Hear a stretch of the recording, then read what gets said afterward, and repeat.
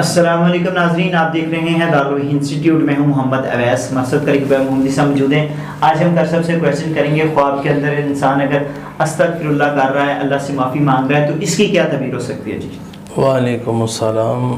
فَقُلْتُ اسْتَغْفِرُوا رَبَّكُمْ إِنَّهُ كَانَ غَفَّارًا۔ ویسا اللہ سے معافی مانگنا خواب کے اندر، اللہ تبارک و تعالی اس بندے پر اپنی رحمت کے دروازے کھول دیں، جہاں اس کے کام پھنسے ہوئے ہیں وہ کھل جائیں گے۔ نبی صلی اللہ علیہ وسلم کی حدیث ہے کہ جو بندہ استغفار کو لازم کرتا ہے، اللہ اس کے لیے راستے کھول دیتا ہے۔ اسی طرح خواب میں استغفار کرنا، اللہ بیٹے عطا کرے گا۔ حضرت نوح علیہ السلام سے قوم نے پوچھا تھا کہ ہمیں یہ بتائیں بیٹے نہیں ہوتے کیسے ہوں گے؟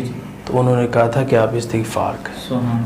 اسی طرح استغفار کرنے سے اللہ تبارک و تعالی باغات کے اندر پھل پیدا کریں۔ آپ کے گھر میں پھل نہیں آتے تو آنا شروع ہو جائیں گے۔ پھل تب بھی آتے جب دولت زیادہ یا بندے کا مال حلال ہو۔ اسی طرح خواب کے اندر انسان جو ہے وہ استغفار کر رہا ہے تو اللہ تبارک و تعالی اپنی رحمت کی بارش نازل کرے گا۔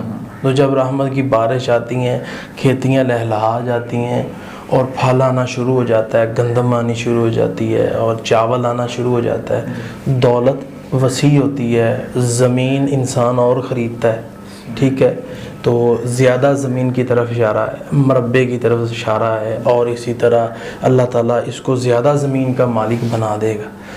اسی طرح خواب کے اندر انسان استغفار کر رہا ہے، اللہ تبارک و تعالیٰ اس کی پریشانیاں دور کرے گا۔